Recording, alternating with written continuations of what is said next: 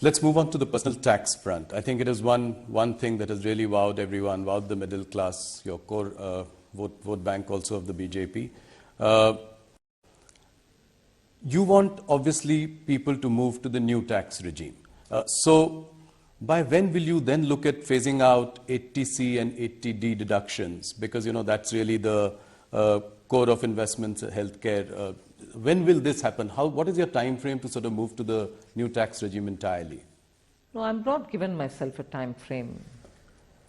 I'm more looking at it to make sure every Indian citizen makes his own choice, her choice.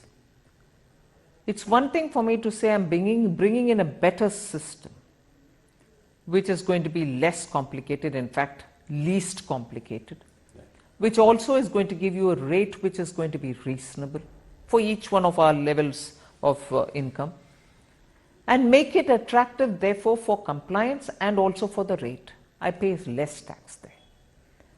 But it's another thing to have a system which is going on, where, unfortunately, I don't want to criticize anybody. Unfortunately, the impression is I have so many exemptions given, which incentivizes me to save for insurance cover, for medical cover, for even saving for better interest earning that I can have, and so on. I don't want people there to think that I've denied them that. Please if you want to have it that way. But it's not just one government or the other. In general, the philosophy that governed it was you'll have all those exemptions and you'll feel tempted to have yourself cover, insurance cover, give yourself insurance cover or savings or whatever. But your tax rates were so high. Yes. So it's nice to give you some incentives, but good enough for me to have a big return in terms of the tax that I collect. Yeah. But whereas what I'm giving you now, which was introduced 2 years ago, this is the second regime, and Prime Minister was very clear that taxpayers should know actually what they're paying and exactly feel comforted that they're not paying much. And actually bring in rates down, make it simple so that anyone sitting at home should be able to file their returns and know, and that's the end of the story. I don't need to keep immense documents and so on. So we brought that in, and steadily we are making it attractive, but not forcing anybody to get out of the exemption regime. But the fact remains there that the rates have been very high, and you still got some discounts so that you can go with your... So how many people do you think will migrate? Any sense that the government has? I'm more talking about the layers which are covered yes. by these, beneficial tax rates. I would think in that layer at least 50% will come 50%. That's a big number. And what is the current number? Any idea that the government has of that? Yeah, I have a number, but I don't think I can off the cuff say it. Okay. This is a slightly broader question. You've been extremely successful in widening the tax base. As the base has widened, the tax slabs tend to go down. Do you think that could you consider in the long run bringing the top tax slab to 25%, just in line with your corporate tax rate, top corporate tax rate? Would that be the vision going forward? Well, eventually the tax rates must be absolutely low and the assessee friendly. Citizens cannot be burdened with taxation. But that is when I have widened my base sufficiently. It can't be that few people pay and they pay huge amounts and I have to run the system. It shouldn't be that. It should definitely be wider the base, lower the tax, and therefore achieve both the objectives of collect your tax from those who can pay it, but collect enough so that you are able to run your schemes. The new income tax regime, there is a feeling that it disincentivizes savings. How do you react to that? I gave you the logic. Yeah. I can always incentivize you, go for insurance, go for savings, go for this, and come up with a fantastically high rate and say, all right, I've given you discounts, but I need my money. Instead, I'd prefer a completely acceptable and lower rate of interest, lower tax rate, and people to feel that, all right, I'm not being burdened, there's no reason for me to avoid or evade the tax, and pay it up.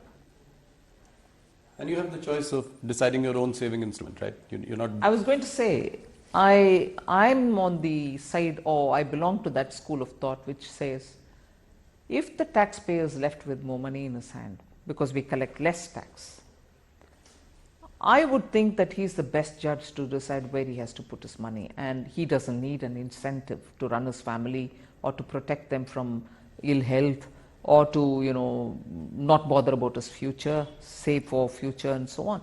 So why do we want to underestimate our citizens? If I give very high tax rate, then I also have to tempt them to say, all right, go about saving it because I'm giving you some incentive here. But I've left more money because I tax you less. You are the best judge to do what you want with your money. Some of the experts feel that it was a rather bold move for you to reduce the rich tax from 42.7% to 39% in what is an election year. But is it that you've given some and taken away from the other hand as well, and so it's a zero-sum game in a sense? Where have I taken away? The real estate, earlier you could move money to real estate, now the cap is 10 crore, beyond 10 crore there is no... There are a couple of... That's not taking away. It is like saying, beyond 10 crore of a house that you have, why do you want to also expect favors for a second or the third or the fourth? Correct. And there have been instances, I might say, without revealing any names or any kind of... people who have bought house, sold house, made immense profits out of it, but who still enjoy these sort of 10 crore house, I should still get my benefits from the government. So the bold move in an election year. But I'm not give and take there. Okay. I've not given away something and taken away something. I'm only giving. Okay. I've not taken away anything. So that's as I said, a bold move in an election year, because people don't expect you to do it. No, but if you're referring to the surcharge, which I brought down, and which therefore is going to give benefit to some of the upper middle class and high net worth individuals. That's right. It's also because the Indian tax system should be seen for not being so harsh. With your 30% surcharge, you were reaching a total tax of 42.75 or something. 42.7%, yeah. 42% of tax taken away. Even a person who's that, talented enough, skilled enough, and is paid very well for his contribution to the firm and has a good earning. Yes. Take away nearly 42.7. Doesn't make our system look fair. Right. And therefore we brought it down. MNCs are looking at a China plus one strategy. So you've also spoken about it in your budget speech. We've seen that the manufacturing and export of mobile phones from India has really gone up. Which are the other sectors in manufacturing that could benefit out of this China plus one? Well, the PLI that we've given out with 13 Yes. sectors is definitely a China plus one list, which is sunrise sectors, which are important sectors for India to have its own strength. That's exactly the China plus one kind of a... Okay. There is a funding winter in the startup ecosystem. In fact, some of the startups that were doing really well have come off their valuation highs. What is the government specifically planning to do about this?